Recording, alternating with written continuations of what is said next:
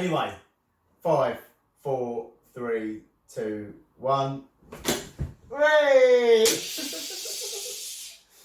Welcome back. Episode 18. I'll get this right this week. Last week couldn't even get it right. But there we go. You know what that means? What's that? You should have a beer. That's not a bad shout, actually. Welcome back, everybody. Sadly tonight, Ricky and Kris can't be here. We've got a special guest though. The neighbour's cat died. of Corona. It's a sad story. You can see me in my traditional housewear. That's actually a lie because I'd never wear denim jeans around the house. Especially not with a 2-inch turn up. What's wrong with 2 inches? Where to start? 1 1/4, sir. Oh, prestige. That is prestige. Did you measure that before you roll them up, do you? Get exact? Yeah. Well, how do you do that? Do you do it by eye or do you do it by ruler? No. There's some of the garment people have exactly a... Oh, you're saying it's fixed? Yeah. Oh, right, so this is homemade because I'm just little-legged. Yeah, otherwise it'd be 3/4 lengths. They would be 3/4 lengths because I'm a little man. As lots of you may have noticed by now. But as you can see, we've got Taylor G back from episode, we can't remember what episode, this is how shocking, episode, I think that was episode 4 you were on. It was episode 2. Early days. Early days. And obviously Taylor, bit of a face in the scene, skinhead scene, knows his music in general, which is when it comes to having someone for a quiz, air conditioning killing my throat. If it comes to doing a quiz, a music quiz, Taylor G is the man. I would say. Funny age, yeah. If anyone wants to say to me, you've got to have someone on your musical trivia team, I'd choose Taylor. Yeah, I reckon so. I think I'll do pretty well at that. Yeah? I do, yeah. Usually music's always a high score. We're always in the top. It's usually 6 and above every time. Yeah? Mm. Powerful That's numbers. the average, yeah. Powerful numbers. But yeah, so I thought it'd be interesting to have Taylor back. So I'm very conscious I've got a microphone here and I'm sitting here slamming the sofa. So I'm going to keep my hands busy with some blackberries. But it's based a bit of a musical theme, as you might have understood from my little intro there. That is something that me and Taylor often talk about. And that is music and how it can affect you and your emotions and connotations and memories associated with music. Yeah. And I think it's very powerful. I mean, take me down the road. Take me down the road. Shall we climb up to that Olympic diving board top and stare down? And just take a couple of steps. Look at it. Yeah. And then just... Then touch it. Right. Right. So let's go back all them years ago. Let's go back all them years ago.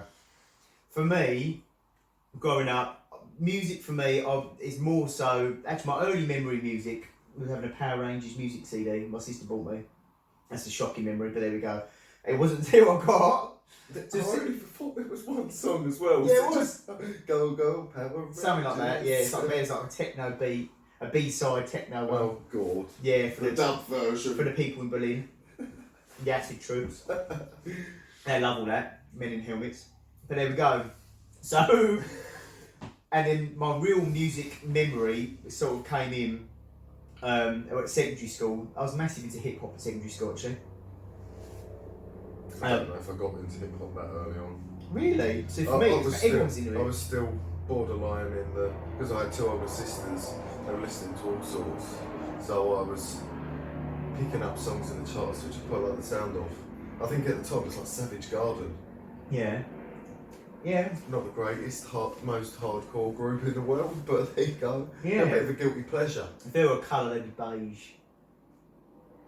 Mm. If you could sum a band up with a colour, would you say? Well, I got that wrong. Yeah, okay, cool, we're doing that. So, hip hop was massive. At early albums I remember buying, it was D12, he had Purple Pills. I mean, was it, I can't remember the name of the album now, it's got me head. It was Purple Pills, the album, wasn't it? I think so. And it was just I like that era where every sort of hip hop song you could tell who produced it just by the way it sounded. Everyone had that same Timberland, all that kind of stuff had it, and Just Blaze, all that kind of stuff had a certain sound to it. It's not until I got into my 30s that actually late mid-20s that I developed a very eclectic taste, like Frankie Valli and the Four Seasons.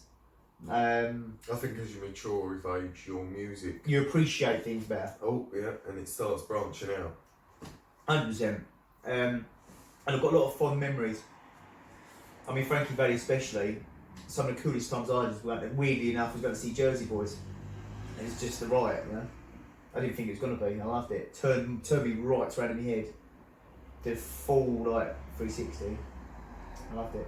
No 360, go to made him, wouldn't I? 180. Did a full 180. Yeah, that one. So, anyway, that was, I loved all that. But, it's weird, at the moment, I seem to be listening to the same songs. I think that's a bit of OCD in there. I seem to be listening to a lot of the same bands. It's a bit like going back on holiday to the same destination. You know what to expect. You know the feeling it gives you. Yeah. And you know that is just that. But that becomes addictive, which is why over listening to a song when you first get into something, you take in so much pleasure out of the song. The only problem is that you suck so much of it out so quickly that that song doesn't stay a consistently good one. After a while, you're like, that becomes a song where you go, I used to really like that song. Yeah. And you don't still do that then at that point because you overdone it. Definitely. And I really got into this is a guilty pleasure, and it was New Romantics, American band, all American fans, a few of them. But honestly, people in America, I don't know why, but they're massive in America, New Romantics, and the music was really cheesy, corny, terrible love songs, but they were just quite cool, and I liked the guitar riff and the music behind them, like Talking in Your Sleep. I hear the secrets that you keep. Oh, when you're talking in your sleep. Bad rendition. Don't mean that. But that song I used to love until I had a very bad experience. I went on a date once, and it ended poorly. To that song as well. To that song of all songs. Oh dear. And now, whenever I hear that song, I shudder, quickly skip. And I've got a few songs that I really love, but I can't. Within seconds of the song playing, I can't. It takes me down that rabbit hole that I don't want to be down. So I have to quickly skip. There's quite a few of them songs actually. Not loads, but there's quite a few. What about yourself? Well, when it comes to music in my head, it's a very complicated roller coaster. I think the reactions I have, and it's so varied as well because I have different moods, different occasions create more of a need for one specific style, type or artist. Yeah. But at the moment, what would you say is your go-to? That as soon as you jump in the car, you don't want to browse anything. You know you're just going to hit it, go for it, and that's what you're going to listen to. At the minute, I'm listening to a lot of 70s and 80s roots reggae. Surprise. And I've overdone Tears for Fears recently as well. Really? But this is really into them. But this isn't sort of a new thing because every time Tears for Fears pops back up, it's like going back to a Wonderful X, but there was never any bad experiences. Really? Yeah. That's a powerful way to put it, actually. Because like years and years ago, one of the songs that when I was talking like 16 years old, I heard Everybody Wants to Rule the World. Yeah. And it was like a pick-me-up power anthem to me. Yeah. And it literally, I think at the time I was going through quite a shit time. And that sort of grabbed me by the balls, that tune. And then I stopped listening to it because I found new adventures like two-tone and Britpop and 80s and all these new adventures coming in. It sort of like got put to the back. Yeah. And then it keeps rising. And I go through a phase, go, oh, it's such a good tune. Then I'll be at a wedding and it's like, right, undo the second button on your shirt, roll your sleeves up, clench your fists and slick back your hair and you're there, you're proper. And not just have a punch up there. God almighty. No. Also, going to Taylor at a party, it looks like he's going to have a fight with you, but he's really getting ready to dance. But yeah, I've milked Tears for Fears a lot. And there is the one song like keep playing, haven't got bored of it yet. Must have listened to it over, I'm going to say 100 times within the last 3 weeks. Right. It's becoming, and it just literally, I want to hear it, your little mouth, your slutty little mouth. I cannot sing it, it's too good. Go on, what's the go-to song? Tears for Fears? I believe. It's for songs from the Big Chair album. Put yourself in a dark room. If you've had a drink, get a beer or whatever, just make sure the room's dark, shut your eyes, listen to the extended version all the way through. Takes you to a different dimension. That sounds a trip. And obviously where I've been away for the past 4 days, haven't really listened to any music at all. I come home today, did all my bits I needed to do, shut the blind, put songs from the Big Chair album on. He started on the B-side. Yeah. Strangely. Mm-hmm. And it flows all the way through the songs without any stopping. Really? It changes and it flows in and out, but it starts with I Believe. And it's just really slow piano. Like a slow sort of jazz style piano. Nice. A lot of people at work, one person in particular has been listening to a lot of Paul Weller. Yeah, okay. Paul Weller, he was the coolest bloke at one point in time. And he's still earning a name out of it from being that person, the mod father, what you want to call it. He's never really but the been style a council on the Jam. Yeah. The Jam was a very like smash bang in your face style, sort of mod punky rock. The style council is like George Michael has literally sort of like pulled himself up his arsehole and become this one person. To be fair, that's not unlike George Michael. Exactly. Or was that just a careless whisper? So if you're Paul Weller, if any Jam fans, you look at the Style Council, look at the music video Long Hot Summer, and you'll see him half naked on a lilo in really tight turquoise trunks. A bit like Club Tropicana music video, but a bit more laid back, and it's got a beautiful bass line. Really? See, Depeche Mode's my go-to. They've just released a live album on YouTube Music. I'll be listening to it. Depeche Mode were bigger in America than they ever were here.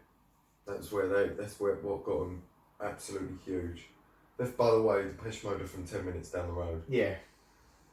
Yeah. They'd go on, they went to schools we all remember. Funny enough, this is a bit of a story. My brother was telling me. My brother went to school with someone that left Depeche Mode. I can't remember his name, or he's in Depeche Mode. But anyway, my brother went to school with his son, and they used to throw mad house parties all the time. Apparently, I don't know the ins and outs. Surprised. They are party animals, but Depeche Mode have created some and produced some very prolific sounds. I mean, everything counts. In large amount. It doesn't particularly mean anything. Yeah, but I mean, lyrically, it's quite poor. I mean, unless there's a secret hidden message which I haven't found. All this just what? But it's very Dave Gahan anyway. Like that's how he was. Yeah. So his persona come out in his sort of down the mic. But yeah, the beat they got to that was spot on. Yeah. With I think it's a flute in it, and it's spot on. It's mad how they can put all that together. I would not have the know-how or intellect to even fathom that, but that's not my forte. But just to put people in a room to come together to make something like that. I mean, Depeche Mode's all over the place, but I love it. If there is anyone watching this podcast and they're like, this is boring, don't know what's going on, it basically breaks you down. You're either a museo or you're not. A museo is someone that has a big part of their life, whether they're talented and can play an instrument, can sing vocally, or can take music in a completely subconscious way. Yeah. You're there in a museo. So I think you probably will come under it. I'm basically like Lance Corporal Museo. Just, and yeah, so if you don't get it and don't enjoy it, you're basically not a museo. And you do get them people, they're very, I'm trying to not offend anyone here, but they're very plain branded, boring, stuck in the system. I must have a shit car, a moaning wife, 2 kids, nice house, nice cut lawn. That is, but doesn't really listen to, every now and then goes, well, I used to listen to Rod Stewart back in the day. I've got his album upstairs, but hasn't really taken any notice of music since he's 2 times smoking something in the woods when he was 16. Yeah. I love that. Such an imagination to imagine what imagination a character would look like. So yeah, if you're not a museo, you don't appreciate music and the way it sounds and the way it makes you feel. You know the difference. And I think it comes back, it must come back to even going back to ancestors. You know, somewhere along the lines there was somewhere where they could make a noise on something really basic, different sized rocks, you know, shells of tortoises, sticks, you know, go real back. Yeah. And to create a repetitive rhythm and noise that stimulates our auxiliary senses.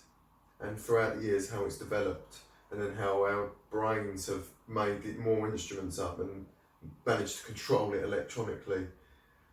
Wow. Just taking that top off that diving board. Yeah. Cool, blimey. But you go back to that and think about it, and I think that all over the world we've all got different sounds as well, culturally, haven't we? So you go to Africa and it is very bongo bongo and, you know, isn't it? It's a hotel, isn't it? Yeah. But yeah, all around the world there'll all be sort of slightly different sounds, but now through the, you know, modern times where things can travel about, instruments, new sounds and all that, all around the globe they're using different things, but relatively we've all got our own sort of flow. But what's strange is how we can all adapt and change when it comes to genres.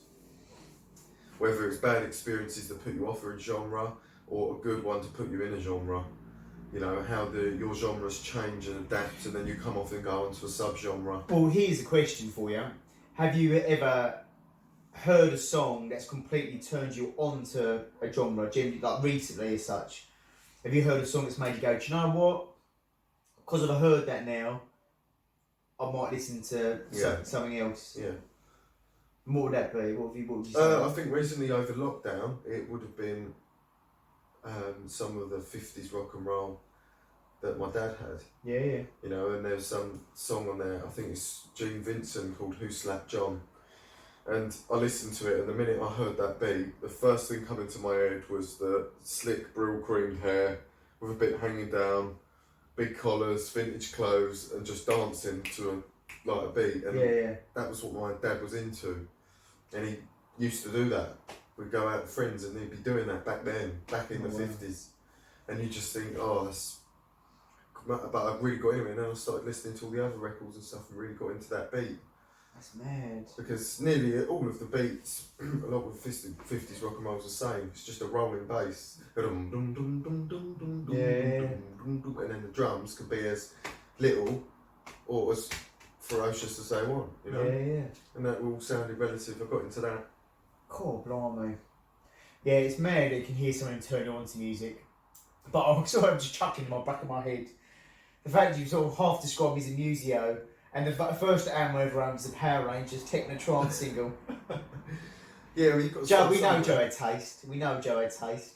But, to be honest, when I was younger, my first album I bought was Scissor Sisters. Wow. Exactly. You admitted that on camera. Yeah, exactly. You know, and there's no at the man time, I must have been 10, 11 years old or something like that, and I really liked some of the songs I'd heard on the radio by them. And I asked for a Scissor Sisters album for a birthday or Christmas, I think it was their first ever one.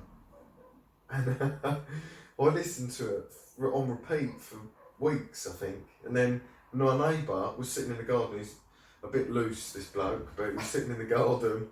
And he had a little CD player outside. And I went, oh, I got a CD for my birthday. Do you want to put it on? Oh, no. And he's sunbathing in the garden. Bear in mind, this bloke's about late 20s, early 30s. I come in and put a Scissor Sisters album on. And he turned around to me and without hesitation he went, these lot are a bunch of queers. And I went, what does that mean? Like, I don't know what that means. He was like, you know, gays, men on men, women on women. And that was the first time I think I learned that existed. And now I'm like, Scissor Sisters. Not because I'm you know, people can be gay and lesbian, I don't care about that, but that experience put me off that band. You know, because he was so embarrassed there. Yeah, I'm like, oh no. Discover something for the first time. That's quite funny.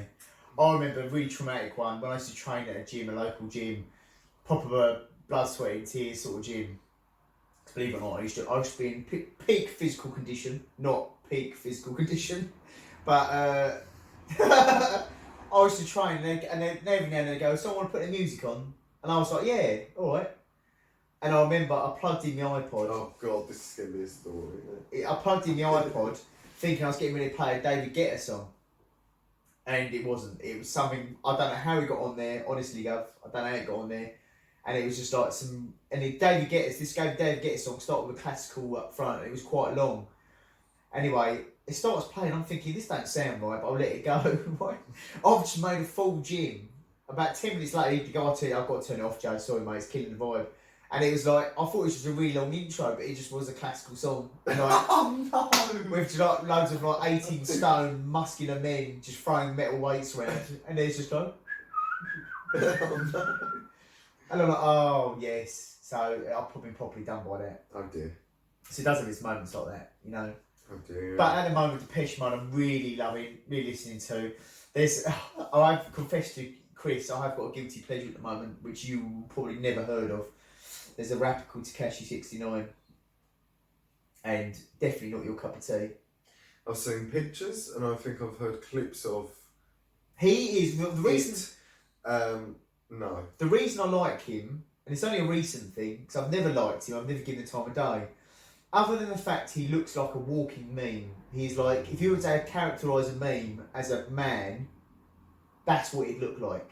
If Pepe the Meme Frog was a man, he'd look like that. And he looks like, he reminds me of the underneath of a primary school table with chewing gums and being drawn on and stuff. He's abusing our leftist minimalist society. Ooh, what would you like to elaborate? People take these things. Oh, I'm going to take a bit of veganism, or I'm going to take a bit of thing. Some people are subtle about it, don't tell anyone and hiding it, and others just go, I am this, I am that. I think he is. I think he's just like abusing modern society's sort of. He's exploring, but taking it way over the top. You know, yeah, we all like tattoos. Let's get one, maybe a little one on fingers and hands, or anything. No, let's get one on my eyeball. Let's get one up my mouth. Tattoo my nasal passages. Like Bolshoi Johnson. Yeah, do you know what I mean? Just and then coloured hair, plaits. You know, a look, silly chains. You know, wherever it's the part of the world and the ghetto that they're in that causes these things, then fair enough. But it's just a total abuse of today's modern millennial society, basically. And basically, Taylor just turned into James May. Yeah, I did. So you wouldn't be tempted by a big golden chain? Oh. Even you're a multi-billionaire. You can have one with your face on it. No, I'd still remain morally classy. Ooh, stay classy, San Diego. I'd get a thinner gold chain. Fair enough. So I'd still have a gold chain, even though the neighbour who's got £2 million mansion might have a thicker gold chain. Still got one. In other music news, I'm not really up on the music news, but something that I found that might be quite interesting to our British listeners is that, trying to make it so clear, the British listeners, is the Streets. Do you remember the Streets? Mike Skinner. Making a comeback. I'm not sure how I feel about that. No, it could go wrong with today's, because a lot of music's so edited today with auto-tune and computers that it's nearly not even music anymore. Oh, alright, can I just throw something out there? I was never really into the Streets. It weren't my... I've never been into British hip-hop, R&B in general, or street music, grime, whatever it's want to call it. It's never really floated my boat. And I don't like English production on music when it's hip-hop music. I find it's very too harsh, coarse. I don't like it. Like Stormzy's not my cup of tea. No, it's just ranting. That's what I think it is. That's just ranting. You go back to American hip hop, and we're talking Ice Cube. Yeah. You know, early Snoop Dogg, Cypress Hill. Cypress Hill with real beats. Yeah. Backbeats that someone has made on a street in LA with some professional thought put into it. Yeah. Do you know what I mean? Not a guy Stormzy's gone to a studio in London that has spent the last 30 years making part rock songs and getting. But then You know what I mean? But I think to a certain degree, I know what you mean. I think to a certain degree, sometimes it's good to cross-populate music. Like Rick Rubin back in the day, Beastie Boys. He also produced for a lot of rock groups. That's an American, but the American sound in general, I find, even if a British artist goes and gets an American production, it sounds just so much easier on the ear than British production. I just can't. Like Dizzy Rascal, I used to like some of his stuff, not all of it. It's all too in your face. I never really thought of it like whether the production's done in Britland. Britannia. In Britannia compared to the States. Never really thought about it. It's never really crossed my mind. And now I can completely understand where you're coming from. And I find that, but this sort of weirdly leads into TV shows as well, because I find English produced TV shows, anything that's made for the BBC or Channel 4, It's a lot more funnier than the ones they make in America. Sometimes, but I find the production in general, whether it's a serious docudrama, not really comedies, because comedies you'll take at face value because you're not there for the production, you're there for the writing as such. But I find that with dramatic TV shows, much like music, when it's produced in America, it looks of this more time, more money, smoother finish, easier on the eyes, easier to watch, easier to digest. Whereas British shows, like TV dramas, they always seem too gritty, dark. And I think that might be representative of England in general, because I think our colonial cousins over the water, they might have this perception of us as dodgy teeth, bad weather, worse beaches. Yeah. And I get that. Yeah. But I think that translates also in the production of music and television in a weird roundabout way. So it's just like, even British films, you can normally spot a film that's made and produced and recorded in England, even with American actors. In fact, it makes it even worse with American actors because they stand out weirdly. They almost sort of shine out of the film, out of the place of the film, do you know what I mean? But, yeah, I don't know. It's just weird how Did you pick up on that? Yeah. But anyway, so music, Depeche Mode a lot at the moment. I've had... This is really funny. It's not something really to be proud of. My phone's got a feature on it that it will constantly listen. As soon as it hears music, it will listen, it will come up with the song, and it normally loads it into my YouTube music library. So as I'm driving along, I'll just get songs, and I think, hang on, I've heard that a little while ago. Google are watching us, right? And if it listens, it's good, I'll turn it on to be fair, but there we go. So I made Google listen to me. Sorry, Google.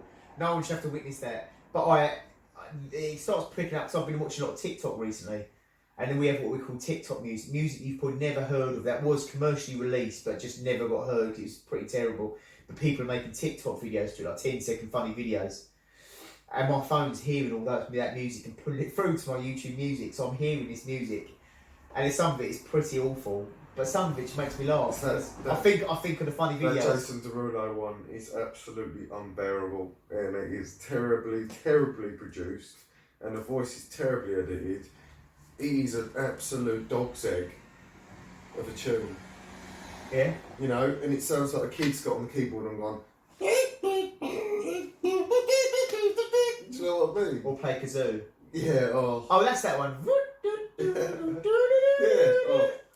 That's a kazoo. I can play that in kazoo. Oh, I don't. I've used love to see that. Again. I've used love to hear that. But yeah, so I've had a lot of that stuff on, but it's weird. I'm trying to discover, and open up, broaden my horizons of what I'm listening to. So, you know, definitely, if you haven't already joined Discord, join our Discord. We've got people joining now, finally, and we're having a giggle on there, so it's good. So, I'll leave a link in the description for you, and like and subscribe to the channel if you haven't already. So terms and conditions apply. No terms and conditions apply, or maybe there is. You have to like and subscribe to find out. But yeah, so I can't remember where I was going with that. Anyway, yeah, so I'm trying to open my mind to new music, and funny enough, Boney M keeps popping back. Not new music, not for me.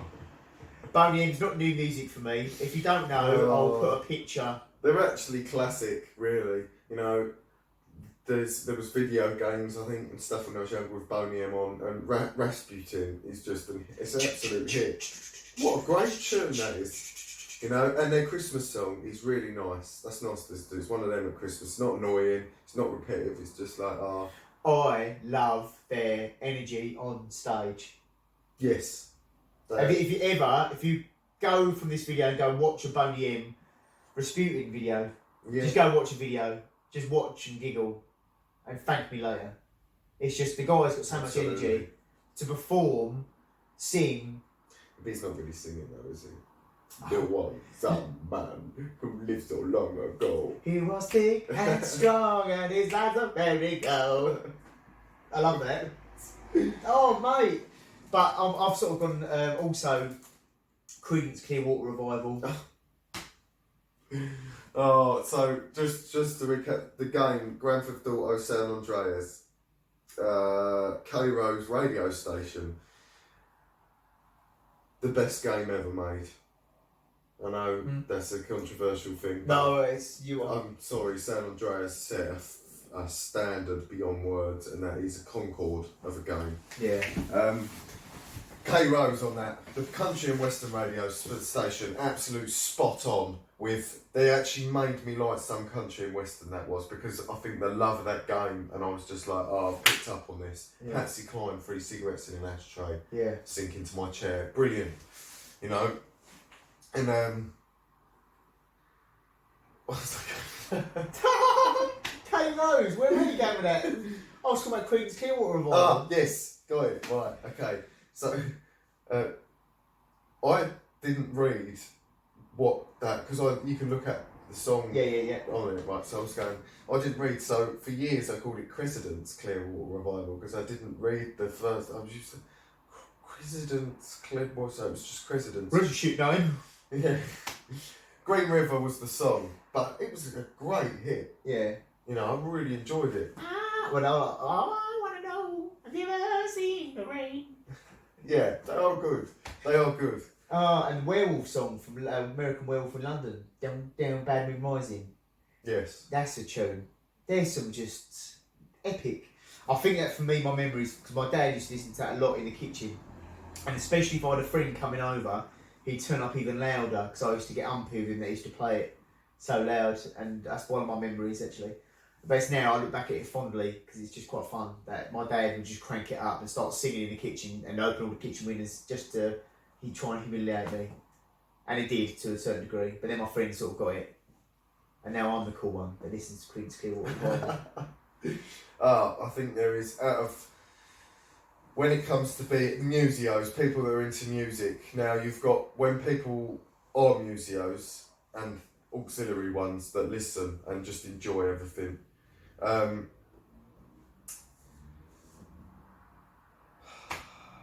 my phone just rang. That really disturbed me. Go and bash him later, don't worry. Yeah. So museo, listening. Right. Auxiliary, plug it in. Yes, opinions. Right. Okay. So when you're a museo, your opinions and your passion collide with other people's, and there becomes certain hatreds for bands where a museo may love that specific group, but it's also absolutely hated by another sort of group. And I think the biggest one in Great Britain with that is the Smiths. Yeah. Because a lot of people don't like Morrissey. He has got some strange values. He's sung about some strange things. But with Johnny Marr, the guitar riffs, some of the catchy songs, even how some of the songs are dark, but they become funny. They are like the most love or hate band, I think, that have come out of the UK. Oh, I think that's definitely down to Morrissey though. But the music can get your head around, because much like you say, and if you go back, I'll link it up here somewhere in the tag. What you say about like old soul music and new wave soul and the British soul, and all this kind of stuff is like sort of sped up happy melodies with sad lyrics, and you know, Morrissey was very much, I think people could see past the lyrics. That wasn't, although they were strange, people almost endeared them to his music. But I think it's when he opened his mouth off stage, maybe sometimes on stage actually, that people are like, who is this bloke? He's actually a really strange man. Yeah. And I can see how that can ruin a group, or because the frontman is quite an important iconic figure that basically brings what's going on behind his back forwards. I mean, do you think they're always centre stage as well, you know? So limelight? But do you think a lot of musicians a lot of people are troubled anyway in general, but do you think a lot of frontmen especially are troubled people, very talented troubled people, but they're ultimately thrust into the limelight, but their past troubles and issues or ultimately tear the band up? I mean, I can think of countless amounts of lead singers. You can think of Joy Division. Ian Curtis wasn't mentally correct, was he? And Liam Gallagher, he's a very controversial one. And, you know, a lot of people who are musos hate him, and a lot of people who are musos love him. Because usually, I find Oasis are actually you know, when they say, like, cannabis is the entry drug into a world of other things. Yeah. Well, Oasis is the entry into 90s music. into the museo world. Yeah. I think they can pull you in because off of Oasis bounce so many other things. Yeah. The Beatles, Rolling Stones, Bowie, all of a sudden then come into this mix because some songs were influenced by them particular sounds. Important question on a side note just coming to my head. Blur or Oasis? Right, okay. This has been it was very Oasis for a long time, but I then explored Blur a bit more and it got to there, and then I explored Gorillaz and it got to there. Yeah, okay. And then Gorillaz, in case you don't know, David Albarn put out a hand he set up the Gorillaz. And then I kept on going back to the X in the music. I kept going back into Gorillaz and Blur and sort of pulling Oasis aside because, like I was saying earlier, I sucked the life out of a lot of their songs. Can't stand Wonderwall. I never really liked it in the beginning, but cannot stand it. Don't Looking Back in Anger is, I think, a bit more of a British national anthem for musos. Euro 96. Yeah. Was it Euro 96? No, it was Euro 96. And when Gareth Southgate missed a penalty, didn't he? So 94. I think. Correct me if I'm wrong. Yeah, I think that. See, I think I'm more Blur actually. Yeah, well now I've gone. Coffee I am TV. more Blur. I am more Blur now, but I wasn't. Oasis held for a long time until I explored Damon Albarn's other musical talents. Basically, that's what's pulled Blur forward. Yeah. Because there's been a couple of times where I've been somewhere and gone, do you know what, I could really do with listening to the Universal. Yeah. Or, you know, and Parklife is just probably the most East London, Essex song that you possibly could be.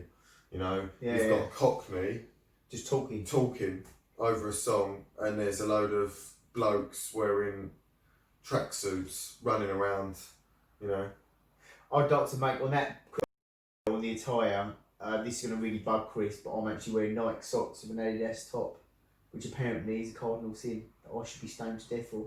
Is that what Chris says? Amongst other purists in the tracksuit community. God, that's an actual thing. Apparently so. I'm getting a lot of flack because I bought loads of Nike socks and apparently. Okay, Chris, and for the middle class, I'm wearing Pringle socks with a Ben Sherman shirt. Oh mate, he's classy. He's very classy. So I'm going, you know, I'm travelling to hell, but I'm doing it in a limo, whereas Joe's got to do it on a horse. On a BMX. Yeah, I'm a BMX. On a BMX bike, scooting along. Yeah, no, it's true. But no, it's so for me. I've been listening to a lot of Bowie as well. Loving a bit of Bowie, Fame as well. China Girl.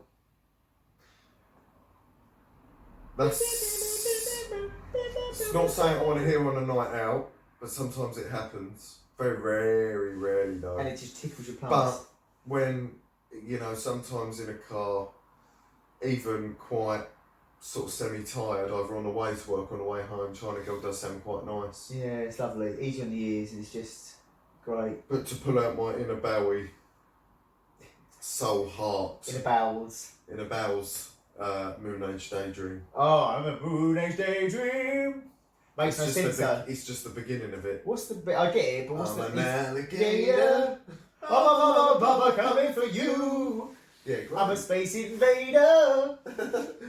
Don't know for the rest of the song. Keep your mouth tight. Smoking like a big buggy bear. That's what I mean. But it makes no sense. But it's a trick. It's a bit like Space Oddity and, Captain Brown. Captain Brown, Major Tom. Major Tom, yeah.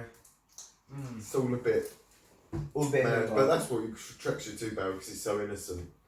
He's very innocent creative. It's not like I'm an off my head creative, because he was very kind and spoke to everyone with pride and passion. 100%. So he's quite respected as an artist. I think I don't know how I feel about the first statement. It's not quite I think it's definitely out of this world kind of.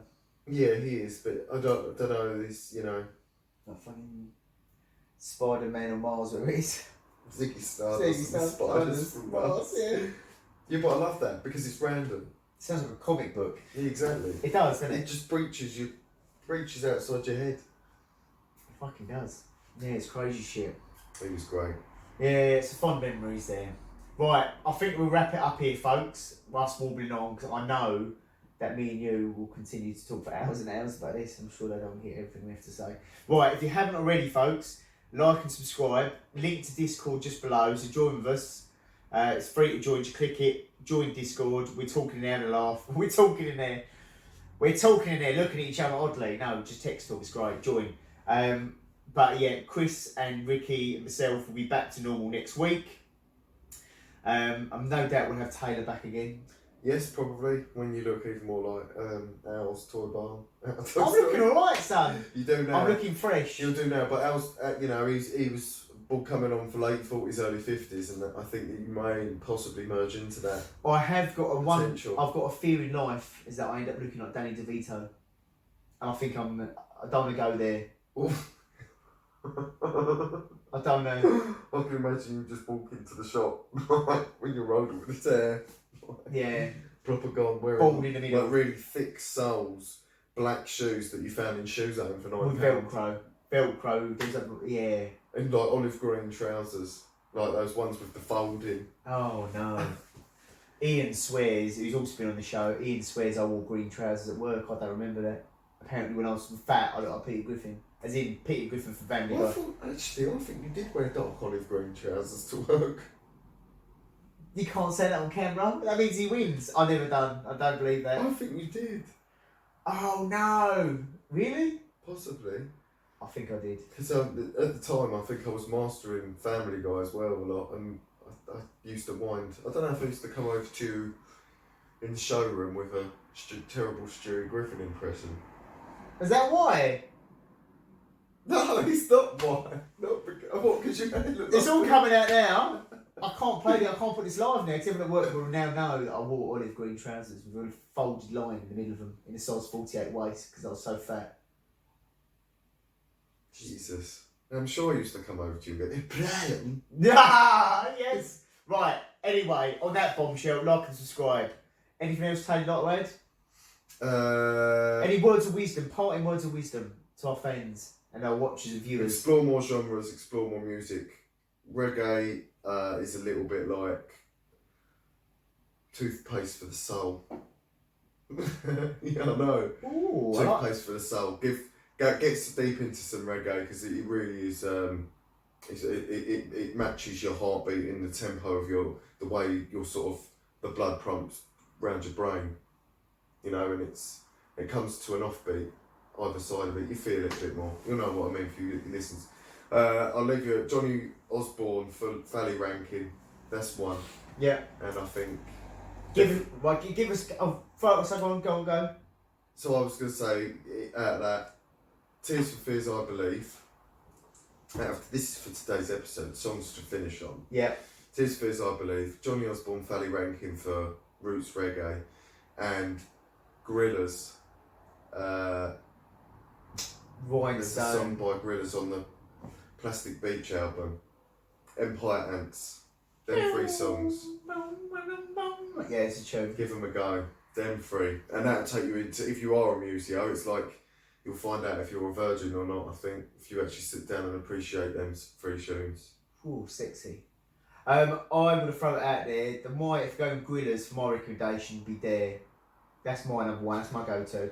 Commercial success. Commercial success, and I just love it. And I love Stone Roses. Yeah, of course. Yeah, Stone Roses are Never great. did know how. It's there. Hold on a second. What's Stone Roses got to do with Gorillaz? Do you have not seen the video? I do, but do you know who is that? Sean Ryder. Yeah. Who is lead singer of Oh, I've made a boo-boo there, haven't the I? Happy Mondays. Happy Mondays, yeah, with Bez. Wrong way round. Well corrected on that bombshell. I'm definitely in it because I'm fleetingly embarrassed and I've been overpowered with musical information.